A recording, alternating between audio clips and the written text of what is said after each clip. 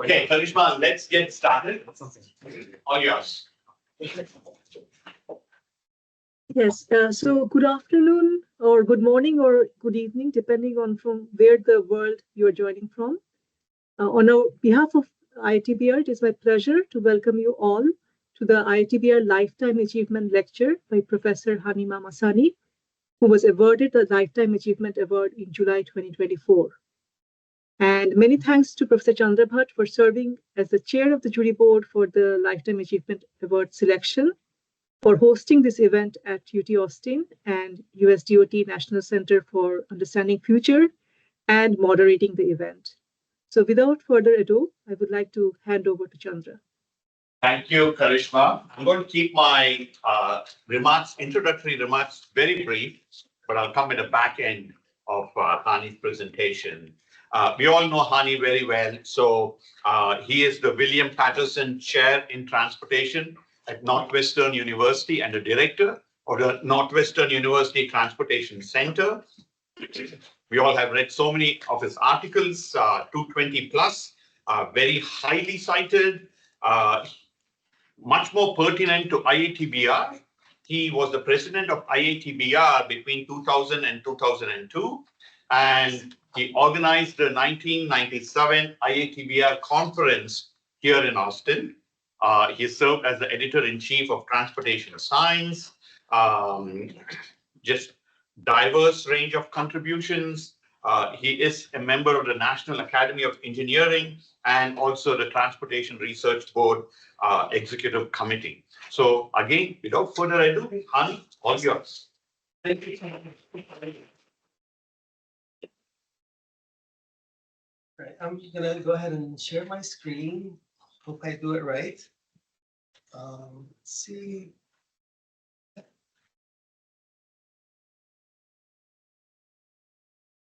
Oh, share the window. Windows. Yes, yes.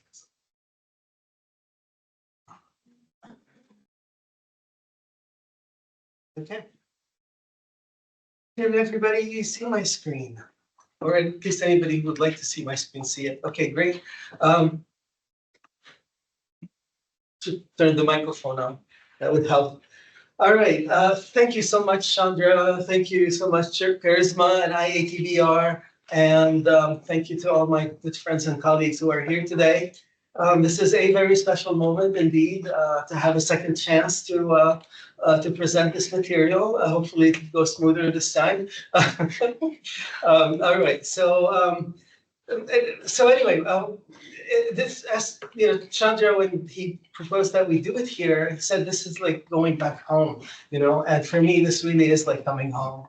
Austin, and you get that feeling when you land in Austin that you're coming home. And Mike Walton many years ago said, this is how this is the right place for you. It's when you land someplace and you're coming back from a trip and you feel like you're home. So I had exactly this feeling when I landed this time. So that's again, thanks for bringing me back here. Wonderful new facilities. This building did not exist when I was here. I left in 2002. But of course, ECJ is still the same. Morning, Kara. All right, so we're going to talk about travel behavior research. We're going to talk about data, models, and applications, but mostly we're going to talk about science. This is really the focus of what I'm discussing today. Can you full screen it for us, or? It's not working? No, it's working. I just wanted to make it full screen for Okay, all right. Okay, sounds bad. I think we'll just continue this way. Yeah, I guess. I don't know. We'll continue this We're way. good? Yeah. We're good, okay, thank you. All right, so little did I know when I first,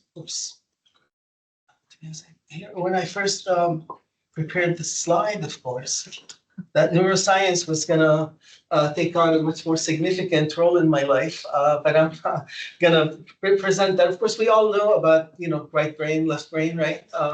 With engineers being the left brainiacs and more creative people being the right brain engineers.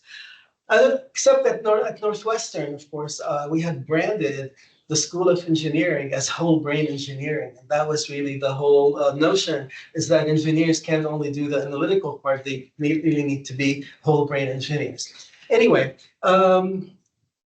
so of course we all know that different parts of the brain control different areas. Some parts that control vision and touch and movement and so on. And one kind of discovery was this new region with distinct features at the intersection between planning and decision making. And they focused even more and said, that's responsible for travel behavior. And it specializes in questions such as, which mode should I use today? They have one part of the brain that keeps asking this question. Which route should I take? With whom should I travel? And that's all within that particular portion. And then they did further studies on this travel behavior section and found a little device there and discovered that it's called a utilitator. At least that's what they named it. And next to it was this zone. And sure enough, that's the logic zone. And somebody asked about the slides. Yes, we will. Yeah, we will provide the slides. Oh, later you mean? If you're agreeable. I say, okay, got it. Sorry, okay. So in this logic zone, they found a very weird looking formula in that zone. And it turned out that in fact, it's not the logic zone, it's the logit zone. Small, one letter difference. And that's what we, of course, a lot of travel behavior folks have been focusing on. But really, if you look at transportation science more broadly, it came out of two more fundamental sciences. One is physics, and physics, got into that in trying to characterize and model traffic phenomena. And then in economics, there's been a focus on modeling the demand for travel and how flows distribute in networks. Of course, it then drew on other areas such as control theory, computer science, operations research, psychology, and social sciences. And that is what kind of has defined transportation systems engineering and really travel demand and travel behavior in many ways. But it's really been these sort of two fundamental disciplines and their interface. What's really interesting, though, is that in each one, we've had Nobel Prize winners. And if you look at the traffic physics Nobel Prize winner, and then the sort of the fathers of the field, they were right here at UT Austin. Ilya Prigogine won the 1977 Nobel Prize in Chemistry for work on dissipative structures and systems far from equilibrium. No, it was not transportation, but in 1971, he had written a monograph with the late Robert Herman on the kinetic theory of traffic flow. And of course, the late Robert Herman is our Robert Herman, who was right here in civil engineering at UT Austin, he came later after having an illustrious career as a cosmologist and then as a traffic scientist. And he's widely known as the father of traffic science. He did not get the Nobel Prize, but he should have for his discovery of the black body radiation, because he gave the theoretical prediction for that, and somebody else did get the Nobel Prize for actually measuring it. But without giving credit to the. Anyway, that's a long story. We're not going to get into that. But anyway, this is to say that we've had some illustrious, very illustrious people here at UT Austin who have really created this field. So do you wonder, well, traffic physics, travel behavior, what's the connection? Well, if you read what Prigogine and Herman wrote, the reason they were studying traffic, to them, it was a manifestation of human behavior. And they studied traffic because you could actually measure human behavior in that particular context. They viewed it as both simpler and more complex than human travel behavior. More complex because you have a machine interacting with you in all of this. You have cars, you have technologies, buses, etc. simpler because of the ability to measure directly, which you don't necessarily have in other forms of behavior to the same degree. So I think that's an interesting historical element.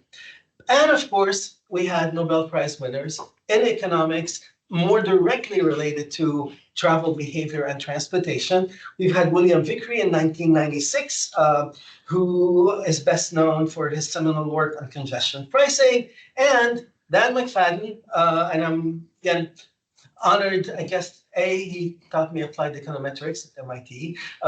B, of course, he received the IATBR Lifetime Achievement Award. And of course, I was at the time, I think I was president of, or something like that, of IATBR. And I remember flipping his slides for him when he gave his presentation. So that was even more glory for me to flip Dan McFadden's slides, right?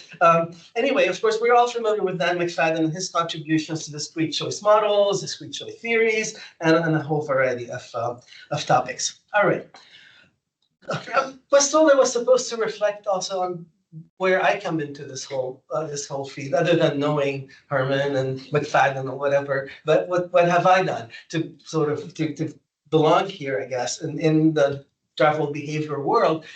Really, a lot of what I've done over the years falls under the rubric of decision making, and decision making of different types of agents, let's call them that.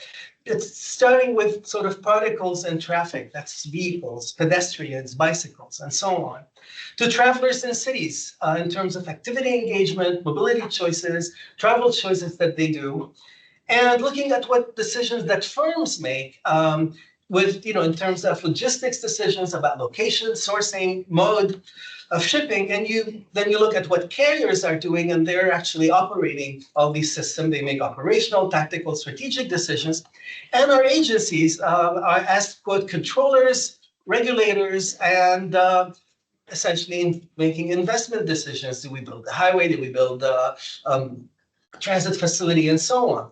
But as you look at kind of these decisions, we go from kind of starting with particles and what individuals are doing on a daily basis to what agencies do, and the basis for the decision making becomes more rational, with more sort of input from microeconomics and also optimization, what carriers do, the decisions that they make on how they deploy their vehicles, etc. That's pretty much optimization models, though humans also inject their own preferences and so on.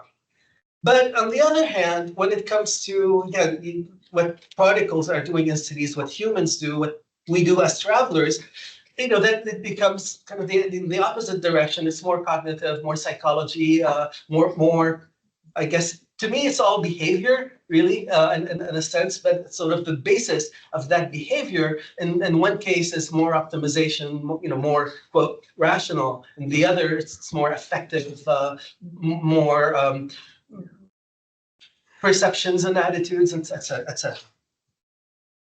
And again, thinking of how I've looked at that decision making. So over the years, I've been fortunate to kind of really work on all these different types of problems in one form or another. But what I've been fascinated by is really the interactions between these different entities, and the fact that a lot of these interactions take place in networks. And so when I'm asked, what do you study? I study decision-making and behavior in networks. So that's really been a very important element for me. So, route choice, etc., are all really important. And when you look at networks and you look at complex systems, essentially, these are captured through a variety of mechanisms. We have interactions that are mostly physics. When you look at particles that interact in traffic, whether they're pedestrians or bicyclists or drivers, and you have interactions that are more based on, if you want to look at tools, economics, game theory, etc., and those interactions, these decisions that the different entities are making as they interact with networks, in complex systems give rise to the performance of the system. And of course, then you have the controllers,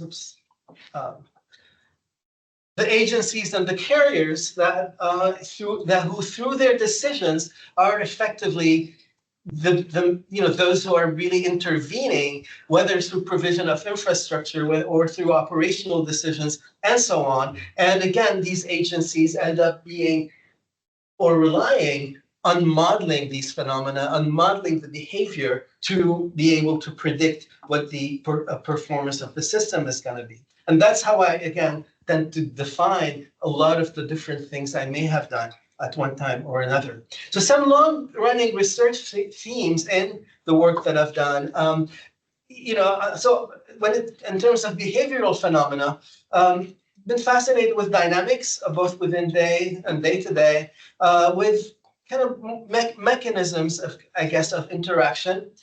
Interested in introducing more cognitive realism, such as bounded rationality, and capturing interactions with supply, the role of information, experience, learning, and anything we need to do here, Irfan? All good. No, okay, sorry. The role of information and communication technology and more generally telemobility, I guess, as the sort of the virtual and physical worlds increasingly interact with each other. Some of the methods there include the use of interactive experiment, and this is again from the perspective of the work that I have done. And I will say again, I'm going to go back and refer to Bob Herman and UT Austin, because we did what I think is the first sort of behavioral experiment in terms of commuter behavior here at UT when I was an assistant professor. And Bob Herman, in fact, had the idea, why don't we kind of give people, information and see how they react? And he was interested in how the system might evolve, sort of convergence and sort of what physicists are interested in. And then I thought, well, it'd be really nice if we can build individual level models of how people are sort of reacting day to day. And we collaborated on that. It was mostly, I was kind of working with all the students.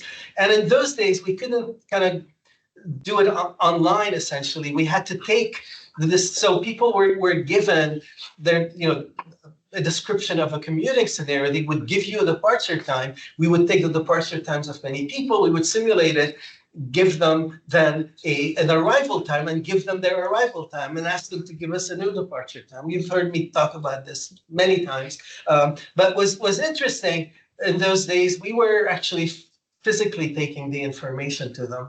And I wanted to do it on a real sort of on a natural timeline. So I didn't want to accelerate the decisions, like just take information, etc. It had to be the next morning. So the students had to run the simulation. They had to input all the decisions, run the simulation at night, prepare all the information, go back in the morning in person, distribute that information, get the results, and so on. And I hate to admit today that it actually did break a relationship. One of the students, his partner, went to Professor Walton, my senior, said, whatever is lying to me. He says he's working at the office every night. He must be cheating on me. And he said, no. They really are, Professor Mahmassani has weird hours, and all the students are working at night. So anyway, but that was really the first interactive experiment that was done in that particular field. Of course, then on the other side of it, when looking at interactions, things like congestion, pathfinding, equilibrium, etc. Again, using different methods to do that. And I mentioned again for the behavioral side, we did experiments. What later became behavioral economics, was effectively as we were doing. I kind of didn't want to use money though, so that we had a philosophical issue about that. The use of trajectory data, of course, having that kind of dynamic data means that your error structures in your models can be more complicated. And so we had a lot of fun with that as well. And more recently, with these type of interactive games, a lot of opportunity for machine learning, ensemble forecasting, and so on.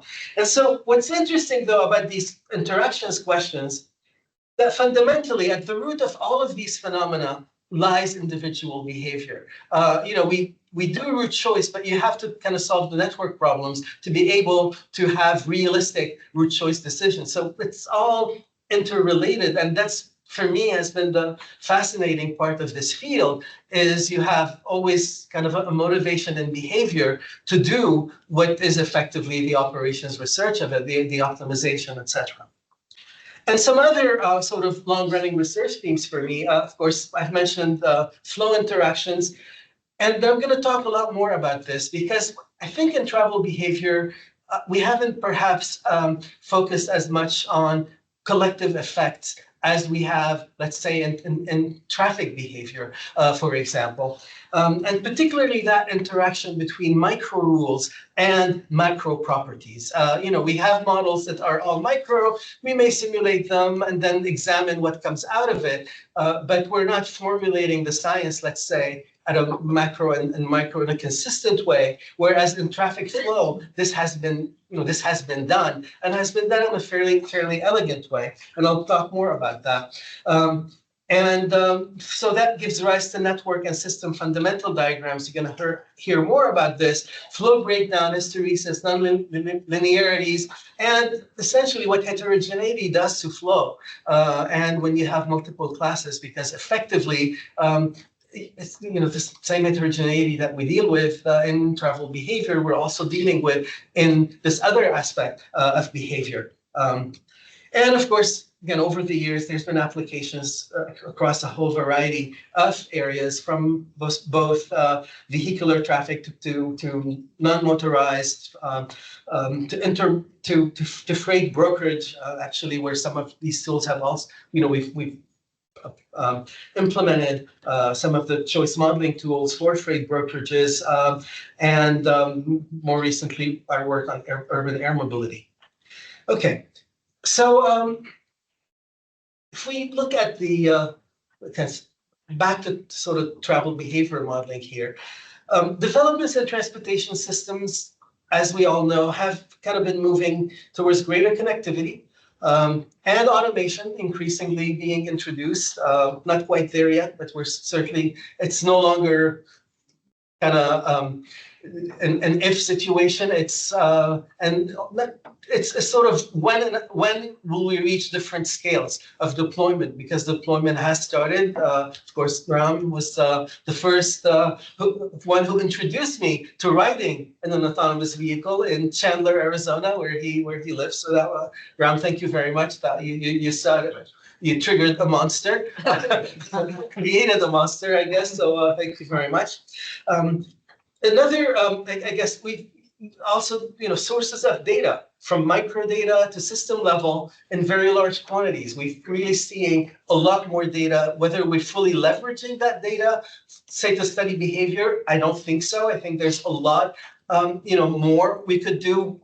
In the traffic world, we're beginning to be to use that data, but even then, the quality data to model behavior is still very limited, because more effort is needed than what passive sensors are getting for us. Like, we have to ride in helicopters to measure these particular interactions. But people have said, and several vendors have claimed that, well, why do you need models really of your network? If you can see what's going on at all times, why do you need models? But of course, models are the main form in which we capture and express our knowledge as a field. Our knowledge is in the form of mathematical relations. It's in the form of models. So we need models to describe, forecast, design, and evaluate system strategies, policies, and operate these systems. Because we're not always as so interested in what we have today. What we have today is important. It helps us diagnose what the problems are, but we need solutions to improve that. We need to know what is going to be the impact of this and that and the other intervention, and that's where our models are really shine, essentially, compared to maybe a very detailed view of the current situation. And in that regard, for me personally, and I think really for the field, think 3D trajectory, that is over space and time, the space being x, x and y, and increasingly z.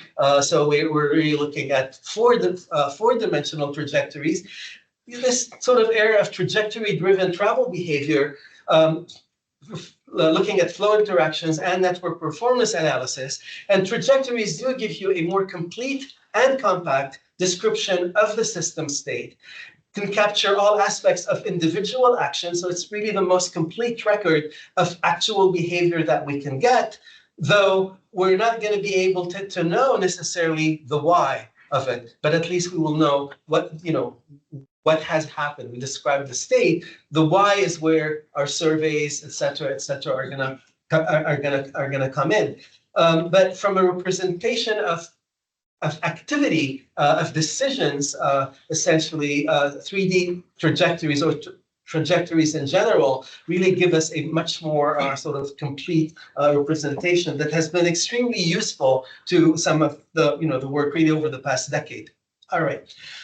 And many of you have heard me present this before.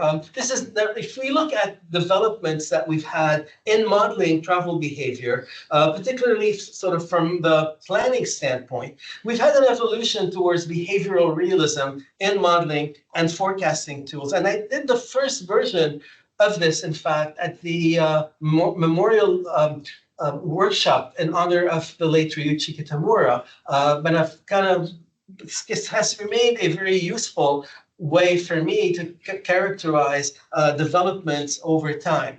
And this evolution towards more behavioral realism in modeling and forecasting tools, it's really three dimensions. Okay? One is behavioral realism, the other is dynamics, and the third is integration of different decisions, etc.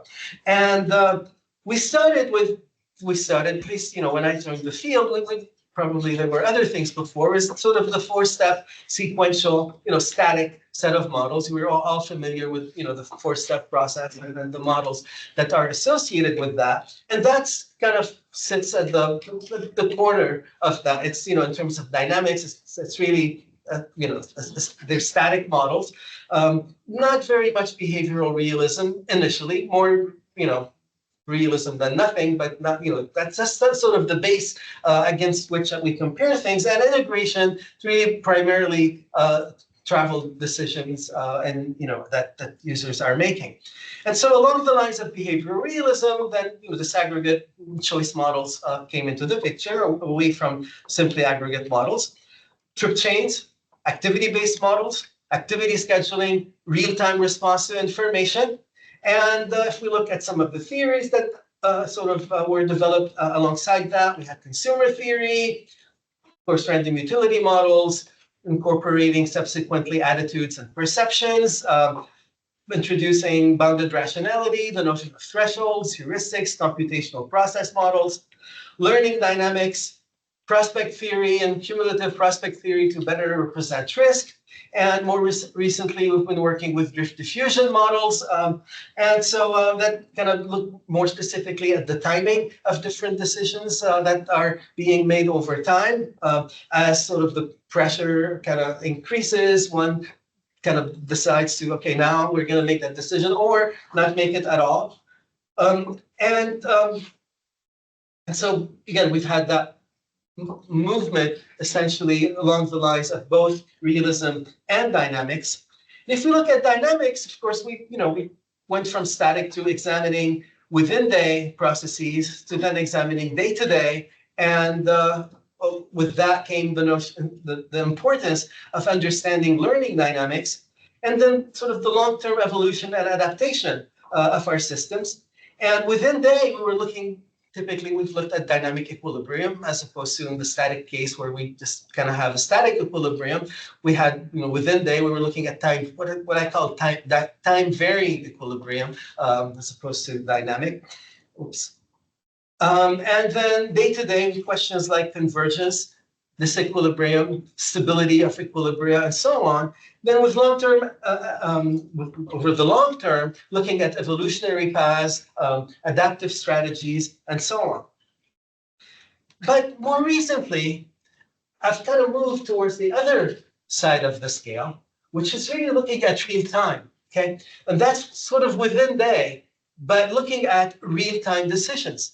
And that has become increasingly important and increasingly possible because we have real time information that is feeding. So we have real time data, real time information from all kinds of sensors. And that really is, in many ways, calls for a different way of doing modeling and a different way of sort of interacting with the data and models. And that's an area that is extremely rich and where we're having a lot of fun these days. And I wasn't sure if to put it after long-term evolution and adaptation. It seemed that from a time frame perspective, it's it's not within days, within minutes or within hours. So it belonged in there. But we kind of got there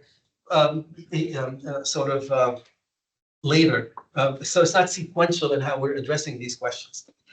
And in terms of integration, of course, relative to the four-step static model, where we were focused on travel decisions, activity and time use decisions came into the picture, residential and land use, telecommunication, telemobility, and along with that, different types of related systems that interact with what individual travelers may be doing in freight and logistics, the energy environment aspect, and on the sort of dynamic side, network flow processes, because these decisions interact, of course, with travel decisions, etc., through networks. So network flow processes remain quite important.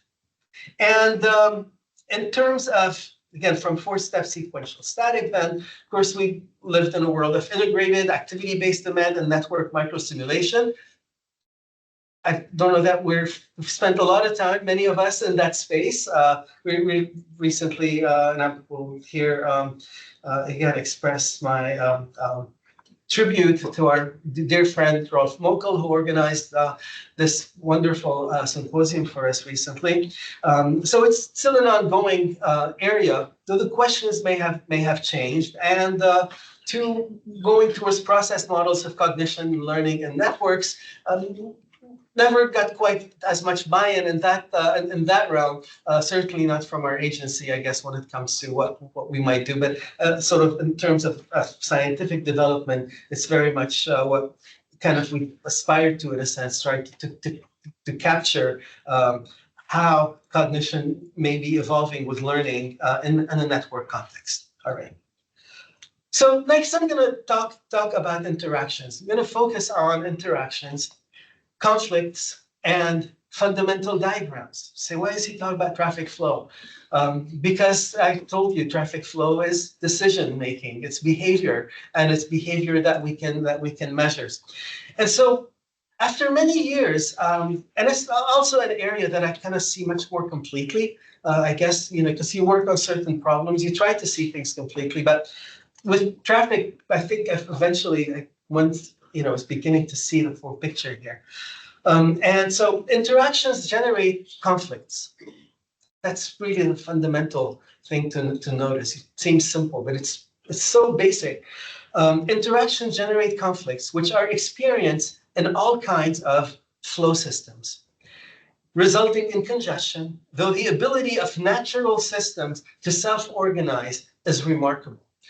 The more you have machines involved with the humans, the less our ability to self-organize. And I'll show you some examples of that. So the ability to self-organize and navigate through interactions diminishes with increasing agent size, the bigger the agent, and with increasing heterogeneity, rapidly going from smooth, orderly flow to chaotic behavior, requiring organization and clear rules of engagement. The bigger the size, the more heterogeneous the agents are. We need organization and clear rules of engagement. And it's amazing because it takes almost, a lifetime to realize these things. So that's why I'm excited about sharing these, right? All right, so fundamental diagrams, which course, you all study in your very first transportation class, that relate average flow or throughput to density in traffic systems are an essential tool to characterize the collective effects that result from interactions in flow systems and generalize to multiple dimensions and across species. Interestingly, it's not limited to human beings. It's not limited to flow. It's really universal. And I'll get some, and it's just been fascinating to me. But these fundamental diagrams are the direct result of these interactions and the fact that conflicts are created by these interactions. And not just humans, but most species want to avoid conflict, especially conflict that can be detrimental to your well-being. So conflicts and conflict avoidance really provide the fundamental mechanism that gives rise to fundamental diagrams in the first place for all types of systems and should guide how we approach areas like complete streets performance, where we have multiple types of users that are all interacting together, and the next wave of what I call NSF and NSMFD, because there's been, what do you call it? So this is network system macroscopic fundamental diagrams. And of course, fundamental diagrams are macroscopic relations, but they really arise from very microscopic type of rules. And in fact, it's been established, though without the notion of conflicts, and that's what we're introducing here. All right, so let's look at some videos. This is an intersection that we've probably either been in or seen. This is the Shibuya crossing, the famous Shibuya crossing in Tokyo. And I want you to look, and so this is an all red phase for all the cars, and the humans are crossing in all directions. And this happens, of course, when we need it. But if you look at the volume of people that are going through, it's mind-boggling. And this happens every cycle. And it happens like this with all these people going in all directions and self-organizing. And they do it very efficiently, super efficiently. And what we do in this interaction, of course, we want to avoid conflict. But what do we rely on? On our eyes, right? And of course, the fact that we could move, but you don't even need to move very much because people know to stick to their direction. You can slow down a little bit, you can go a little faster, but it happens over and over and over. Now, one thing that struck me at one point in time, I was in Taipei. This is not Taipei, this is Vietnam. Is that when you have people on motorcycles, they're kind of interacting like these humans are in the intersection. It's not as smooth, but they're kind of all weaving in and out. It doesn't, so it's a little, it gets a little jammed, but it's still going in all directions, because as humans, we're interacting with this little thing and we're making eye contact and we're adjusting. But of course, the way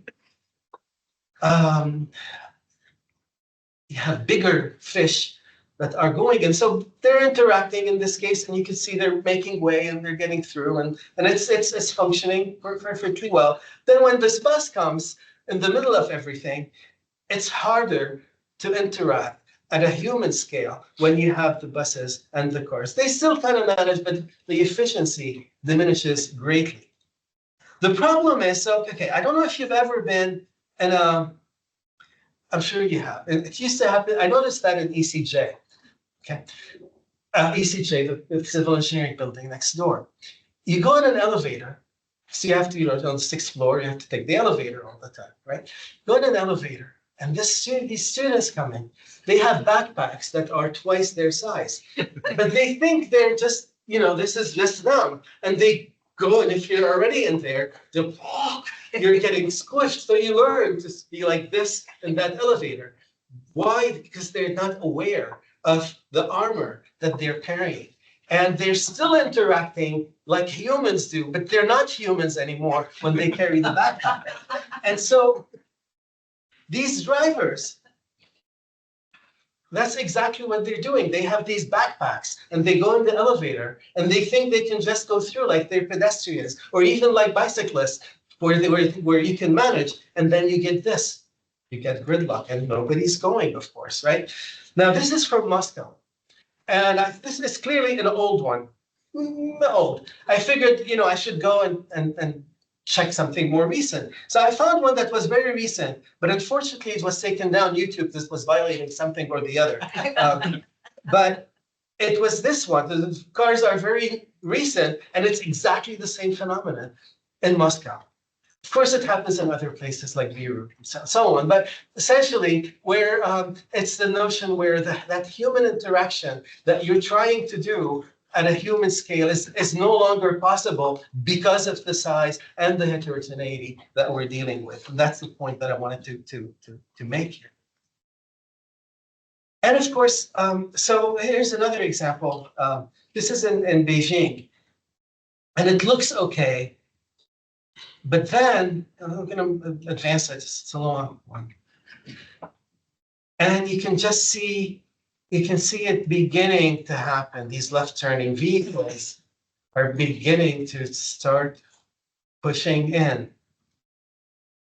It's a little more organized, but it gets to the same level ultimately because now they're going and forget the others. We waited long enough. And you start getting a similar gridlock type of phenomenon, and it gets worse and worse as we go through. Eventually, they follow the rules there. Okay. Of course, this is now the ultimate. This is all cars, pretty much. But that's gridlock. That's Seoul, and you could see the network interactions between all these vehicles. We've gone beyond the behavioral portion that I wanted to illustrate. But so I came across this fascinating paper. Essentially, they came up with a scaling law. It has to do with the speed, the maximum speed that different creatures can reach. And they found a scaling law that relates it to the body mass. So the bigger you could see here, the larger the body mass, the greater the speed up to a point. The optimal animal or creature in that sense is the cheetah. After the cheetah, more body mass is counterproductive. That's where you get the elephant. Okay, the elephant is not as fast as the cheetah, but you could see, but it aligns so well. When they kind of plotted that for all kinds of different creatures. Now you could say, well, where are we as humans? If we look at our size, we're maybe somewhere around or below the cheetah, but in fact, our speed tends to be. Where can I show that? Like right about here, right? Okay, so it's much, much lower. And there's a reason for that. We have a brain, okay? And because we have a brain, we don't need to run as fast, either to capture our prey or to defend ourselves, to run from the predators. Because we use our brain, we build shelter, we're civil engineers, and we build shelters and we're protected. And we have guns we can shoot, or harpoons, or whatever it is that we use. So we don't need to run as fast. So we're the one exception to this law, effectively. And so this is from a paper by Hurt et al. In Nature, Ecology, and Evolution. And they found, of course, that what I showed you earlier was for land, essentially, and animals, those who run. But then you have a similar scaling law for those who fly and those who swim. But you have different curves because different friction that's involved. So obviously, flying has, they tend to go faster for a given body mass, and whereas when you swim, tends to be lower. And they actually found a rule, they fitted that, etc. But that's not the point. What I want to talk about here is these fundamental diagrams that I've mentioned. And I'm going to show you some ants. Go back to ants. And it turns out that ants' behavior very much similar to what humans do in terms of of having the flow related to density. So as density increases, of course, flow increases, reaches a maximum, and then it starts decreasing as we have congestion, right? But what's interesting with ants compared to humans is that you look at the top of that fundamental diagram, and it's kind of long. It's, it's a much, you have a lot more realm before you get the flow breakdown. The reason is ants don't mind getting on top of each other. Okay, and so for that reason, they can keep moving, they get on top of each other, and it doesn't bother them. If we're walking and someone gets on top of you, you're not going to like that very much. Okay, so humans do not exhibit that. There are some crowd instances which have that. Like when we got it in Mecca, for example, the crowds get to be crushing, and we have, we have that. But in most sort of normal interaction situations, we don't, but the fundamental diagram is very much there and robust and describes that behavior. Then I have a very interesting one. This is sheep. Sheep. And I'm going to I want to show you weaving. And I want to show you weaving here, how, again, they have that interaction that is individual scale, let's call it that. And just watch that.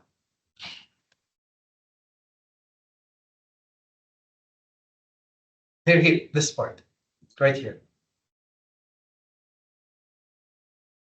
That weaving. Now you say, why are they in the circular motion? They had dogs. They had dogs. The dogs maintained that. But the whole weaving process I thought was fascinating. All right. So back to people. And this is a fundamental diagram that, in fact, Sabri and I had established. And so in this classic case, of course, you get the increase up to a point. Then you have the breakdown that happens when you reach a certain density.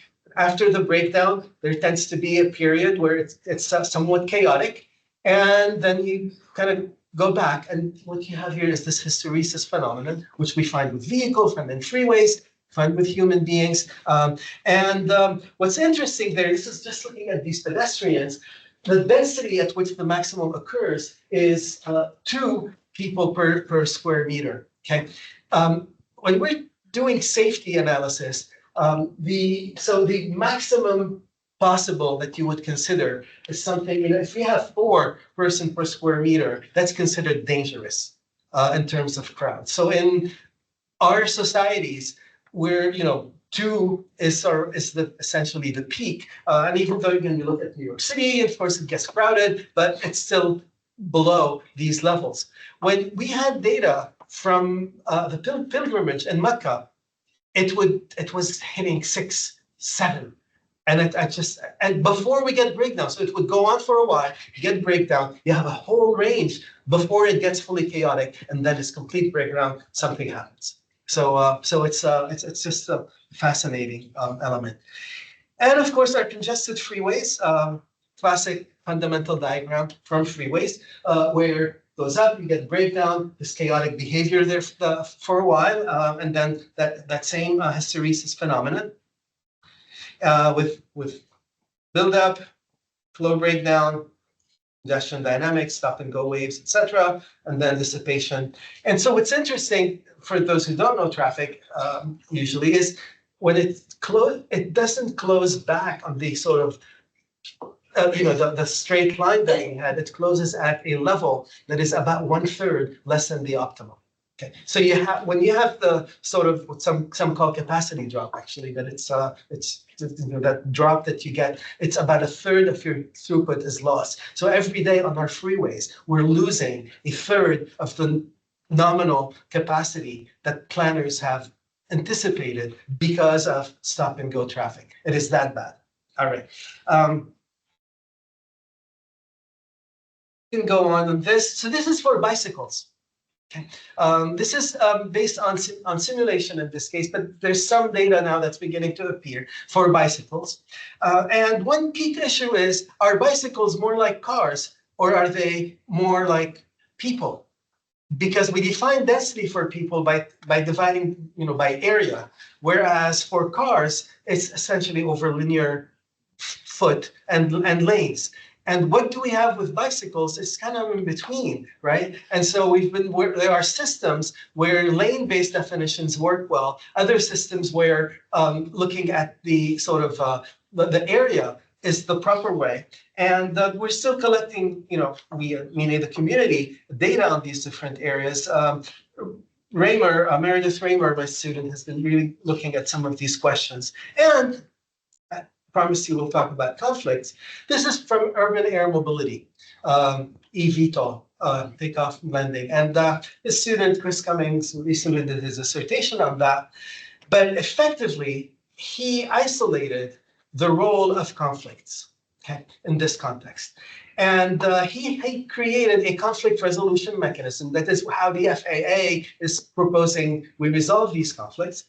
And he had a model, and I'm going to go into that gives you the conflict rate as a function of density. And it looks just like that. It's well aligned. Now, these 4 cases are different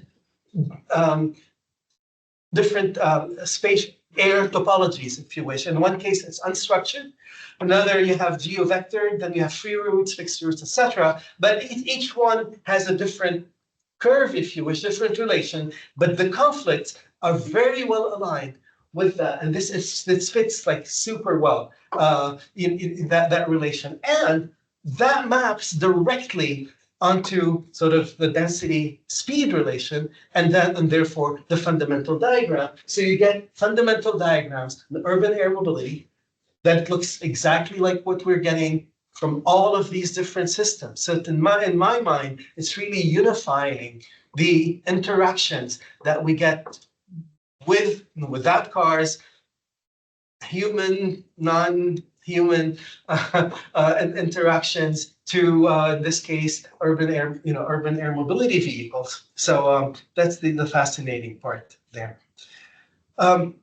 So from ants to sheep to pedestrians and crowds, bicycle, cars, and urban air mobility vehicles, fundamental diagrams that relate the average flow or throughput to density are robust collective effects that can be used for characterization, prediction, planning, and design, and conflicts and conflict avoidance provide the fundamental behavioral mechanism that give rise to fundamental diagrams in the first place. Now, some quick lists here. Go back. Have to talk about big trends shaping the field, right? Well, most of you are familiar with those, but we all have our preferred list. Cell phone data, activity and travel trajectory through space and time, from small samples to big data, stronger interaction between physical and virtual worlds, as I've mentioned earlier, a wide diversity of information sources, including social media, mobile devices everywhere, augmented by AI-based virtual assistant, payment systems that that we were talking about yesterday, personalized interventions through information, advertising, more relevant guidance. At one point, I thought gamification will be a bigger thing. Maybe it is, maybe it's not. I'm not sure. The verdict is still out. But then the ability to have long data streams and observations, we're beginning to get these long waves. And I think the center here at UT is leading in creating these long data streams of how people behave and what they do.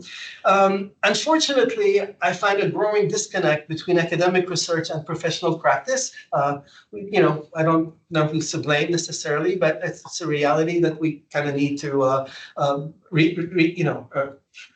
try to overcome. And overall, there's really a reshuffling of the toolkit and the disciplines that support it. And we're probably more so now than, let's say, 10 or 15 years ago. Certainly, there was a huge reshuffling in the 80s and 90s, and now it's getting there. Some emerging application areas, we all have our favorite: hybrid work arrangements and implications for activity engagement and travel, impacts on location of firms and individuals, autonomous vehicle adoption, how that will happen eventually, active travel modes, I talked about walking and biking, but more generally micromobility usage patterns, both supply side and behavior. The changing nature of retail and its impact on land use, that's one that particularly fast, somebody who grew up going to malls, kind of what's going on. Infrastructure is important, very important. We have new delivery models, role of the private sector, shared mobility, sharing economy in general, moving the goods, and all the decisions up and down the supply chain. And on the supply side, again, safety-related behaviors in mixed traffic, particularly with autonomous vehicles. Finally, I want to go to a plot that Steve Polzin shared with us in Munich, because that was really striking to me, that we did have this long period where we grew up, some of us, in terms of professionally, where things are pretty much stable and predictable. But then, starting in the late 2000s, that pattern has changed. And so we're living in this area. And that really has different implications for the tools we use. This is where all of that becomes important. And so that calls for, again, more real time, tracking the system, and so on. So to close, spend more time talking with guests. Sorry, Chandra. In my next slide, neuroscience and true causality, I think, is a fascinating area, and the holy grail in search of fundamental diagram of travel behavior, because it exists somewhere. All right, thank you very much.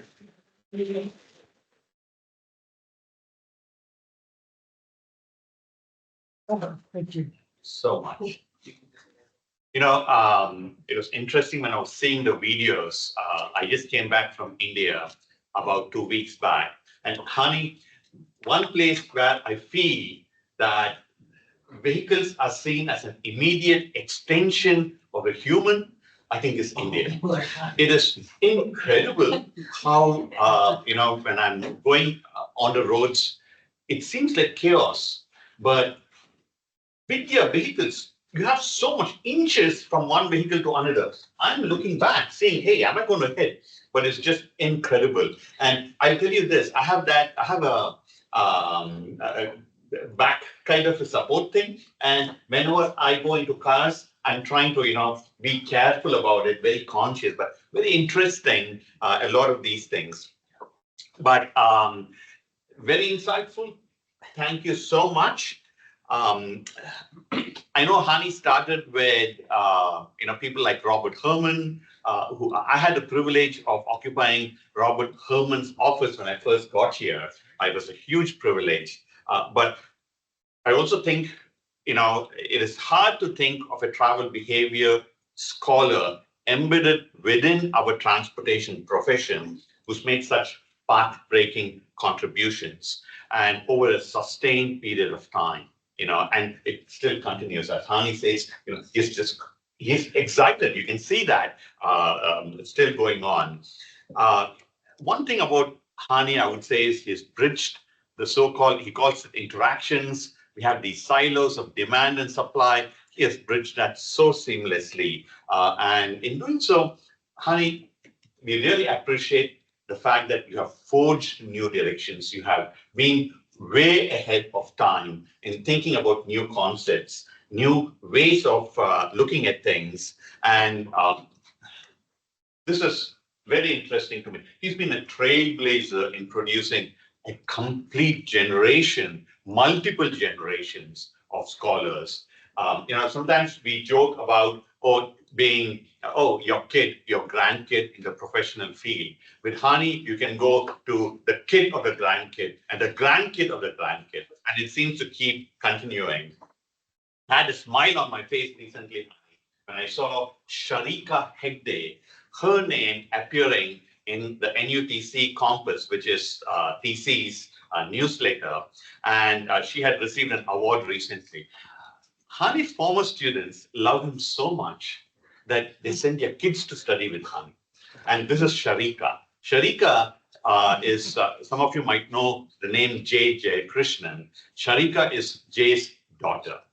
And I don't know if Jay was your first No, student.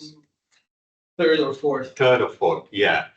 So just the number of scholars that have come out from Hani, almost an institution, it's just unbelievable. I can go on and on about Hani, but Lisa forewarned me, she's still here. Thank you, Lisa, that we need to vacate this room at about 11. We still have time. We are still going to have a reception. I'm not done yet over here. For us here at UT Austin, Hani, we still train you. And we always consider you as part of us. Thank you. You are welcome anytime, and we would be very happy to have you. Your legacy lives here and will continue to live here. So it is only very befitting that we had this Lifetime Achievement Award lecture right from our 40 acres to the world. So we are very pleased that you are able to make it. Quickly, let me just thank you, Hani, for what you have provided to the profession. Thank you for the privilege of interacting with you. And thank you really for the empathy and compassion you show for each human being. That is so critical in our field. And I think we can learn a whole lot from that in the times that we live in. And finally, thank you so much again for coming back here and making this lecture happen from UT Austin. So with that, we do have some time. What we'll do is go around the room over here, see if there are any thoughts and comments, and then we'll go to the chat. And Irfan, you can help us with the chat. Sure. Just realized that I had the microphone. That should be okay. I think my voice gets through anyway. So go ahead, Christine. Yeah, I have a question regarding the cultural differences that you mentioned for the pedestrian fundamental diagram between the USA with the maximum at 2 persons per square meter and, for example, Africa Yes. with 6 persons per square meter. Do you see the same kind of differences for the fundamental diagram for traffic for cars across cultures, or is it more still? So I think the last part I missed. So do you see the same type of differences across cultures Yes. for car fundamental Yes. diagrams, or is it less? We do find differences, which is why ultimately you kind of want to calibrate it to the specific situation. So there are behavioral differences that people have in different countries. So we tend to get the breakdown sometimes much sooner than others when depending on the geometry and so on. But also in the behavior itself is definitely a factor in that. And it's really, I mean, fundamentally, and I was reading that recently in a previous in the kinetic theory book, you have essentially the higher the density, okay, you need more organization until eventually it's going to get that those interactions lead to chaotic behavior. So you must be able to equilibrate essentially, and if you can't equilibrate, then you're going to get this chaotic behavior at higher densities, and where that happens tends to have definitely cultural dimensions. Yeah. And related to this, what are the best ways to avoid that breakdown in capacity when demand exceeds supply? And you said you lose about a third of what the highway capacity manual would suggest, or something. Is it ramp metering? Is it speed management using cameras and automated enforcement? Well, one interesting thing, of course, is now as we study these systems with autonomous vehicles, that straight line continues. And so we're extending considerably the range of efficient operation. And the key element there is called reaction time.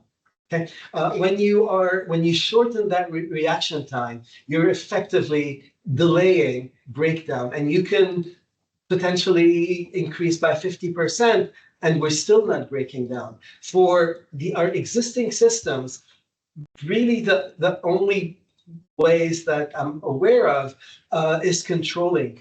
So there is some information at certain times might make a difference to fluidify things a little bit, but primarily the main mechanisms are these conflicts that arise when somebody is cutting in front of somebody else, and so that gives you that chain reaction, which at high density will lead to breakdown. So to the extent that you're avoiding those, that would help. And ramp metering tends to keep the density a little lower, and so that gives you a little more room to operate efficiently. But no agency has been willing to do ramp metering at the level necessary, because there's always a sneak in rate, and once you allow that, you lose the entire effectiveness. Oh, the sneak in.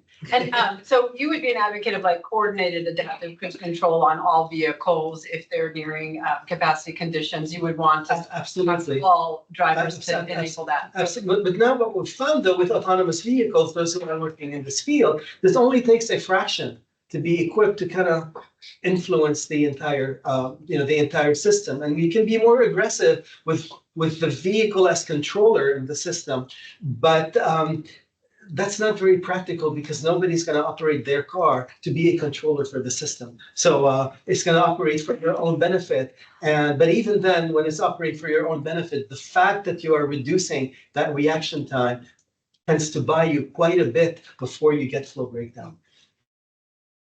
Any other? Yeah, Steve, go ahead. So this is a fascinating discussion of the self-organizing behavior at different levels in different systems. And I've often thought about why it is pedestrians can self-organize so much better than cars, right? There's, as you mentioned, there's the size of the objects. There's the mobility of how easy it is to make adjustments. There's this behavior difference of, I can just make quick eye contact with somebody and we can negotiate a way forward.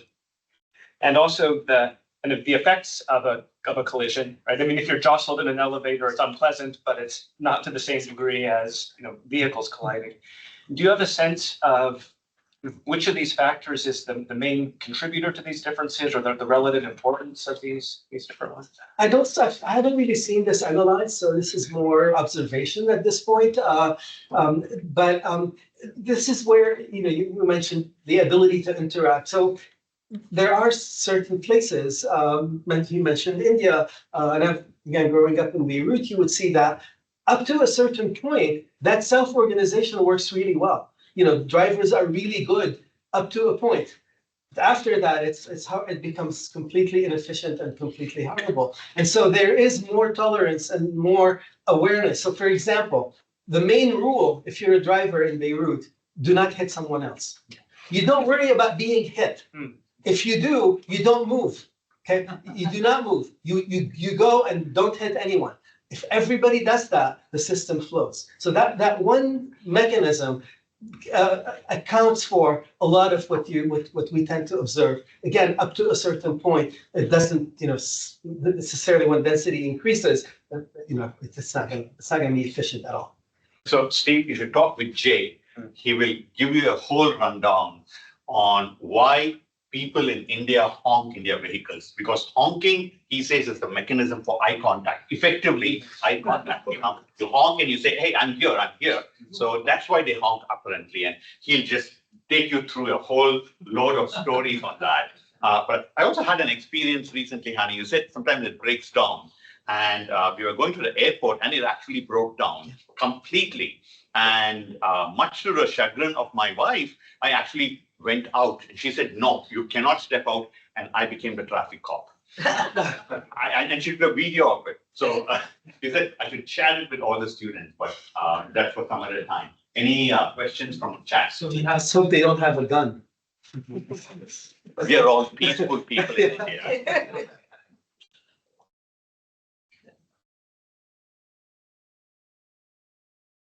Okay, so we have two questions. Okay, let's start from the last one and then go back to the first one. So this is from Nishant Kumar. So what is Professor Hani's view on the future of equilibrium in the presence of high penetration of right choice suggestions by mobility apps like Google Maps? Yeah, that's a good question, and I don't think there is fully an answer to that. So there's that is going to create just more experimentation, I think, in the system. But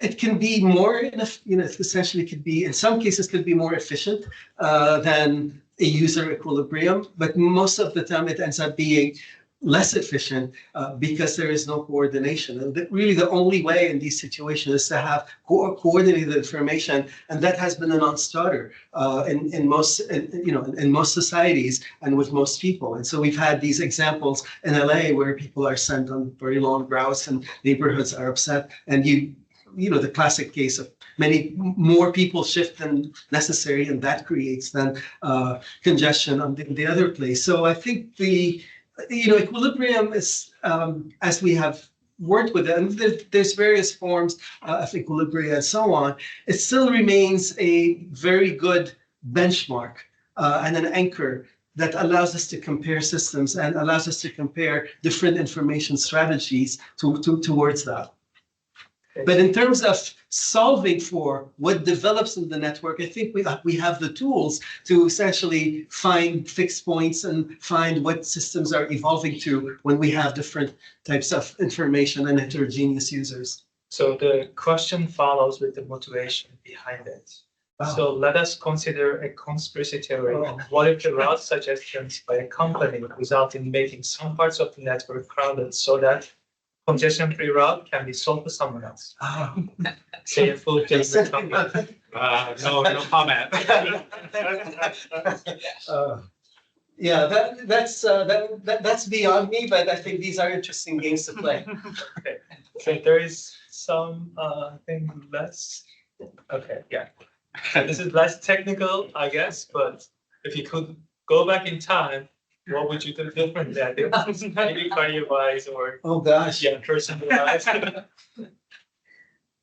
I've led a fascinating professional life personally. I wouldn't, Change change anything. But, yeah. I think, I speak for him. Changing No, I would not have left UT Austin. Thank you again. We do have some refreshments. We can stay around over here. I also do want to thank Karishma and Giovanni for helping organize this here at UT Austin. So that's on behalf of IATBR. Thank you so much. I also wanted to thank the Civil Engineering Department, Civil Architectural and Environmental Engineering Department here at UT Austin. And for all of you who came here, I know you came here not necessarily for the TBD Center meeting, but I know you came here for this. So thank you so much for when the department became civil, environmental, and whatever, I said it should be civil, environmental, and transportation engineering, but I did not have enough traction. Thank you very much, Chandra. And everyone, thank you for your leadership here at UT, and all my colleagues here at UT. You all have continued this amazing program and made it better and better and better and better. Thank you. Thank you.